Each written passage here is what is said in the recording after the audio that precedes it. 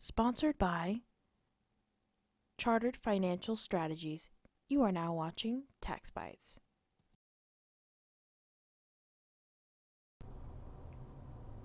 Welcome to another episode of Tax Bites, and today is kind of going to go back and discuss a couple different things. One is the value of tax preparer and advising you things proactively, and in connection with a lot of the CARES Act, the COVID-19 coronavirus type stimulus program that are put out there, primarily for small business.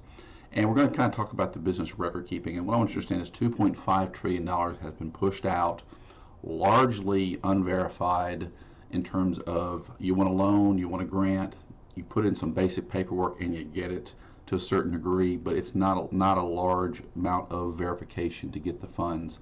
It was so pushed so quickly that very little front end verification was done. The burden will be on the receiver of those funds to show are those funds used properly? Did you get them justified? Are the funds forgivable if it's a loan? Those types of things. So a lot of these programs also, and just to kind of give a key watch outs, is the tax return was critical in getting your various COVID-19 stimulus program funds, even on the individual side, your stimulus payment and that kind of stuff. And these more or less 4 or 5 programs on the business side intertwine, which means a lot of them are meant to kind of do the same thing in terms of preserve jobs and payroll and things of that nature, but you can't use the same funds in one program for the same things that are being used for another program. And I'll explain that a little bit. And of course, there's a debt relief provision on some of these. And then what's also come out in IRS Notice 2020-32 is that if you're using tax-free funds for business expenses or other deductible expenses, you can't deduct those expenses. And that's just a basic tenet of tax law or doctrine, is you can't use the tax-free funds to pay for taxable deductions, and so those expenses would not be deductible on your 2020 tax return. And so there is definitely going to be some record keeping across this. And let's kind of go and look real quickly at the 4 basic programs that are out there. There's a Paycheck Protection Program. There's the Economic Disaster Injury Loan, Impact Loan, or Grant. And you have the Employee Retention Credit, which is a credit on the payroll return or 941 tax return, payroll tax return. And there's the payroll tax deferral, where you don't pay certain payroll taxes until the end of 2021 and then the end of 2022. And I'm not going to walk through these in great detail, but there's numbers of employees that are based upon some of these programs. There's a certain type of payroll you can apply to each of these. There is a limit in terms of the salary to each employee and what eligible expenses are applied. And some of these cross over into duplicate or related type expenses and efforts.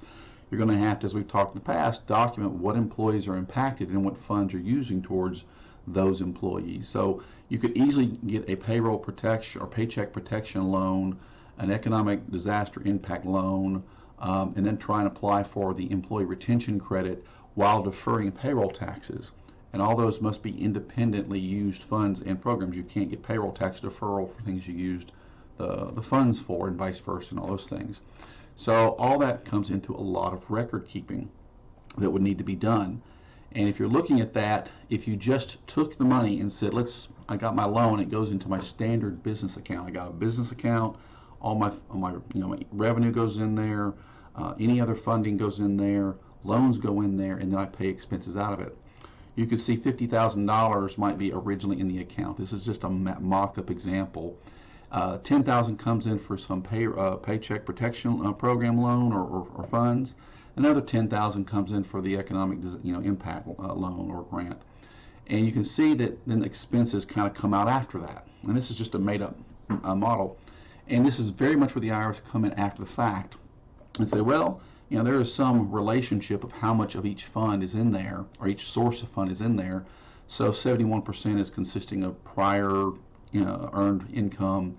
Then another 10,000 is from one program, another 10,000 is from another. So we're going to say for each expense that comes out, we're going to break it into 71% is prior to the loans coming in, another 14% to one program, another 14% to another. And you can see the nightmare you go through to justify, are these forgivable funds or partially forgivable or are they partially deductible expenses? It just would be a nightmare to do something like this. An alternative record keeping approach the IRS could come at would say there's a first in, first out. So the first $50,000 in expenses applies here, the next 10 applies to this program, the next 10 applies to that program. Or the opposite, last in, last out could be the same thing. So the point I'm saying is there was no guidance given on how to record keep by the IRS, none. And this is where your tax professional steps in and says, look, there is a better way to do this. It's going to be a lot easier if you do something as simple as let's put all the funds in in individual accounts. So for example, you get your loan for one type of fund and you put it in a PPP account. You just open up a new bank account and you put it there. The EDIL grant or loan fund, you put that in that account. And if you're going to have a regular business account, you go there. And then when you disperse funds, you disperse it directly from each of the accounts for the justified expenses you're using for. And you can then much more easily determine what would be a tax deductible expense when the return comes prepared. You could also justify more cleanly to the banks who are going to determine whether something is no longer is a forgivable loan. You simply point in the bank account, give them the checks, show them what those checks were for, invoices, whatever, and it would be a very clean separation of funds. All this becomes much cleaner in terms of getting loans forgivable, justifying what funds were used for what, and then much easier to determine other benefits you could do, such as the retention credit or the deferred payroll tax opportunity there.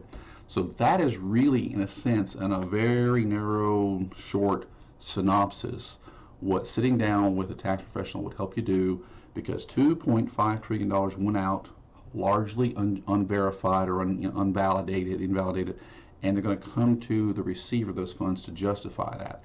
That means the next 2 or 3 years, receivers of one or more of these programs are probably going to get audited. I see audit risk in all of this.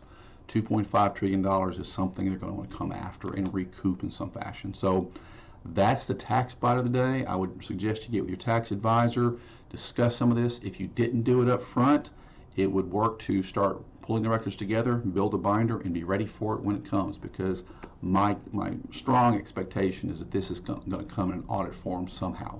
So hope you like and hope you enjoyed today's tax bite. So please like, subscribe, and share, and have a good day.